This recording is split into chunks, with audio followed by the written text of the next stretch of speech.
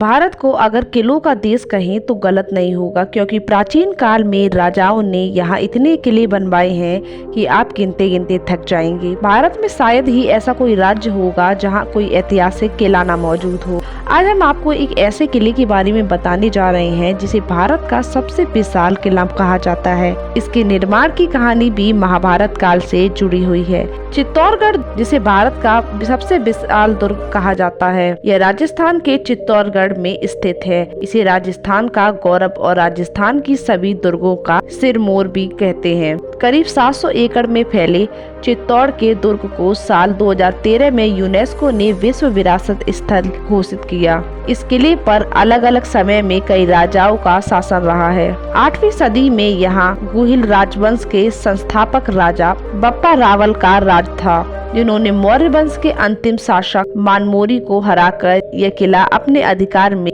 कर लिया था। इस पर कई विदेशी आक्रमण भी हुए, जिसकी कहानियां इतिहास में अमर है। करीब 180 मीटर की ऊंचाई पर स्थित इस किले में कई ऐतिहासिक स्तंभ, स्मारक और मंदिर बने हुए हैं। विजय स्तंभ के अलावा यहाँ पे 76 फीट ऊंचा एक जैन कीर्ति स्तंभ भी है। इसके पास ही महावीर स्वामी का मंदिर है। उससे थोड़ा आगे नीलकंठ महादेव का मंदिर है, जिसके बारे में कहा जाता है कि महादेव की एक विशाल मूर्ति को भीम अपने बाजुओं में बांध कर रखते थे।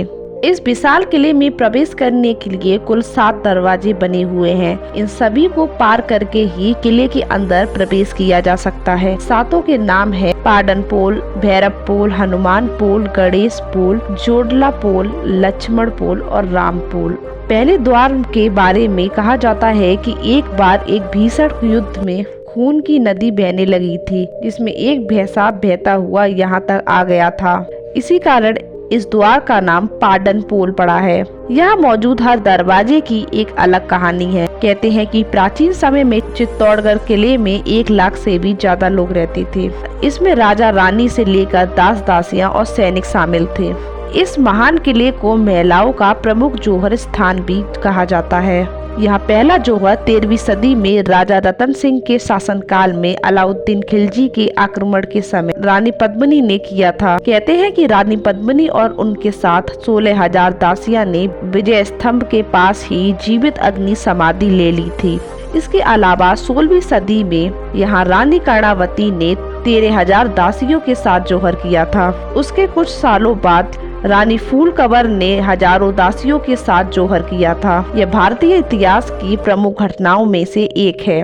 वैसे तो इस किले का निर्माण किसने करवाया था और कब हुआ था, इसके बारे में सटीक जानकारी नहीं है, लेकिन कुछ इतिहासकारों का मानना है इसे मौर्य वंशीय राजा चित्रांगद मौर्य ने 7वीं शताब्दी में बनवाया था। इसके निर्माण को लेकर एक कहानी यह भी है कि इसे महाभारत काल में बनवाया गया था। कहते हैं कि एक बार भीम जब संपत्ति की खोज में निकले तो उन्हें रास्ते में एक योगी मिले। भीम ने उनसे चमत्कारी पारस पत्थर की मांग की, जिस पर योगी ने कहा कि वो पारस पत्थर तो दे देंगे, लेकिन उन्हें पहाड़ी पर रातों रात एक किले का निर्माण करना पड़ेगा। भीम इसके लिए मान गए और अपने धारियों के साथ दुर्ग के निर्माण में लग गए।